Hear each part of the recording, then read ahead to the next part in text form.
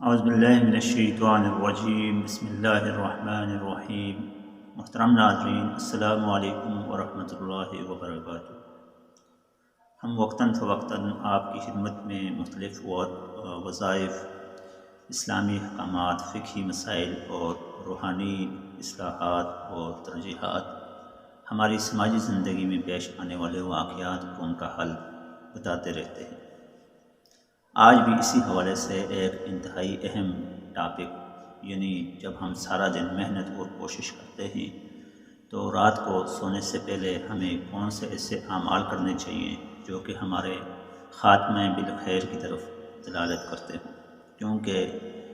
مفسرین اور علماء کرام فرماتے ہیں کہ کسی بھی کام یا فعل کا انجام اس کی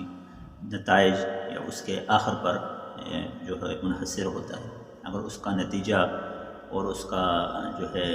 مثمر یا اس کا منبع آخر میں بالکل درست نکلا، صحیح نکلا، تو گویا کہ وہ کام بھی ٹھیک نکلا۔ محترم ناظرین، رات کو ہم جب سوتے ہیں تو سونے سے پہلے کون سے ایسی باتیں یا کون سی ایسی سنتیں ہیں جن کے اوپر عمل کر کے ہم اپنے سارے دن کی محنت کو، کوشش کو بہترین انجام تک پہنچا سکتے ہیں، اور سونے سے پہلے کون سی ایسی چیزیں ہیں جن کو ہم کر کے یا جن افعال کو سر انجام دے کر ہم اپنی نیند کو بھی عبادت بنا سکتے ہیں، عبادت شمار کروا سکتے ہیں۔ نبی کریم صلی اللہ علیہ وسلم کی سیرت مبارکہ اس سلسلے میں بہت اہم ہے۔ اگر ہم نبی کریم صلی اللہ علیہ وسلم کی سیرت مبارکہ کا مطالعہ کریں اور ان کے سنتوں کو دیکھیں، ان کو پڑھیں، تو ہمیں بہت سی ایسی چیزیں اور رہنمائی ملتی ہے جو کہ اس سلسلے میں ہمارے لیے بہترین نمونہ ہے۔ حضرت عائشہ صدیقہ رضی اللہ تعالیٰ عنہ فرماتی ہیں کہ نبی کریم صلی اللہ علیہ وسلم جب رات کو سونے لگتے تھے، اپنے بستر مبارک پر جب آتے تھے تو نبی کریم صلی اللہ علیہ وسلم جو ہے آخری 4 قل یا قل هو اللہ احد، قل اعوذ برب الفلق اور قل اعوذ برب الناس یہ پڑھا کرتے تھے، اور پڑھنے کے بعد اپنے جسم مبارک پر ہاتھوں کو پھیرتے اور پھر ہاتھ پر پھونک مارتے، اور پھر اپنے سر مبارک پر اور پورے جسم کے اگلے حصے پر، کمر والی حصے پر جو ہے پھیر لیتے تھے۔ گویا کہ رات کو سونے سے پہلے ایک سنت یہ بھی ہے کہ آخری 3 قل جو ہیں ان کو پڑھا جائے۔ اس طرح نبی کریم صلی اللہ علیہ وسلم نے خود اپنی پیاری بیٹی حضرت فاطمہ رضی اللہ تعالیٰ عنہ کو، جب کہ انہوں نے آپ سے ایک غلام مانگا تو غلام کے بدلے میں جو ہے نبی کریم صلی اللہ علیہ وسلم نے فرمایا کہ غلام آپ کو نہیں دے رہا بلکہ دنیا و آخرت دونوں کا صلہ آپ کو میں دے رہا۔ تو نبی کریم صلی اللہ علیہ وسلم نے حضرت فاطمہ الزہرا رضی اللہ تعالیٰ عنہ کو جو ہے اذکار عطا فرمائے، جن کو فاطمی اذکار کہتے ہیں یا تسبیح فاطمی کہتے ہیں، یعنی 33 بار سبحان اللہ، 33 بار الحمدللہ اور 34 بار اللہ اکبر، یہ کل جو ہے ایک تسبیح بن جاتی ہے، 100 جو ہے اذکار ہو جاتے ہیں۔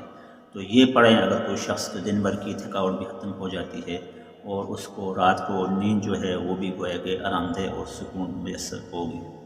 محترم ناظرین،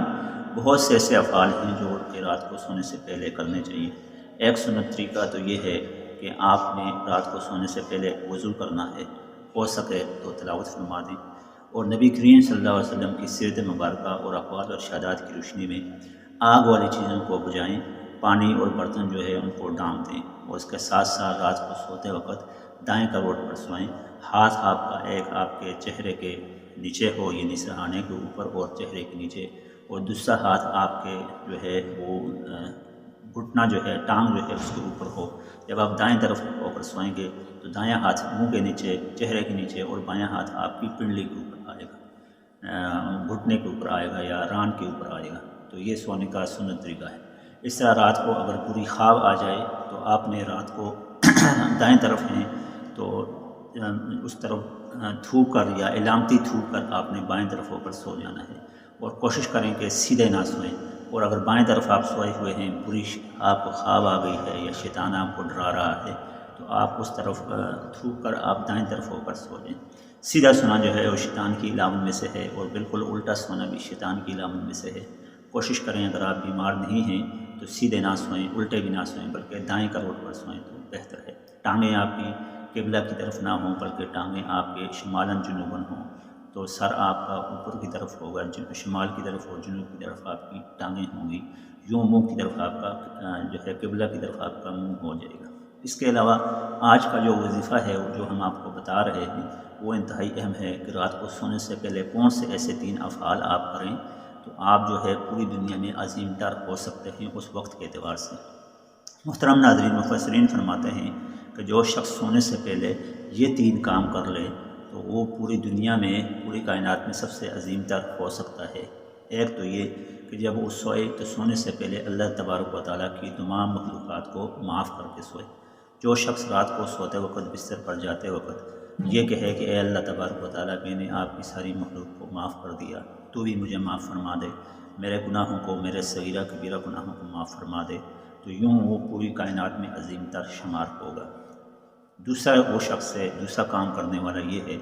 کہ جو شخص رات کو سونے سے پہلے اللہ تبارک و تعالیٰ سے یہ دعا فرمائے کہ اے اللہ تبارک و تعالیٰ، میں نے کائنات کی تمام لوگوں کے عیب جو ہیں، عیبوں پر میں نے پردہ ڈال لیا، تمام لوگوں کو میں نے معاف کر کے دشمنی ختم کر دی، ان کے عیوب پر پردہ ڈال دیا، دنیا کے سامنے میں ان کو ننگا نہیں کروں گا، تو اللہ تبارک و تعالیٰ اس کے اس عمل کی وجہ سے اس انسان کے عیبوں پر، اس کے خامیوں پر پردہ ڈال دیتے ہیں۔ جب تک وہ زندہ رہتے ہیں اس کے عیبوں پر پردہ پڑا رہتا ہے۔ تو سونے سے پہلے ایک کام تو آپ نے یہ کرنا ہے کہ تمام مخلوقات کو معاف کرنا ہے۔ دوسرا کام آپ نے یہ کرنا ہے کہ یہ کہنا ہے اے اللہ تبارک و تعالیٰ، میں نے ساری مخلوق کے، خواہ میرا دوست ہیں، دشمن ہیں، عزیز و اقارب ہیں، جو لوگ بھی ہیں، جن کے بھی عیب مجھے پتہ ہیں، میں نے ان پر پردہ ڈال دیا، اے اللہ تبارک و تعالیٰ تو بھی میرے گناہوں پر پردہ ڈال۔ یہ دعا افعال کرے گا تو وہ شخص جو ہے اس وقت کا گویا کہ ولی ہوگا، کیونکہ اللہ تبارک و تعالیٰ کو اپنے مخلوق سے بہت زیادہ محبت ہے۔ تو جو شخص خدا کی مخلوق سے محبت کرے گا اللہ تبارک و تعالیٰ اس سے محبت فرمائے گا۔ تیسرا کام جو ہے وہ ایک درود مبارکہ ہے۔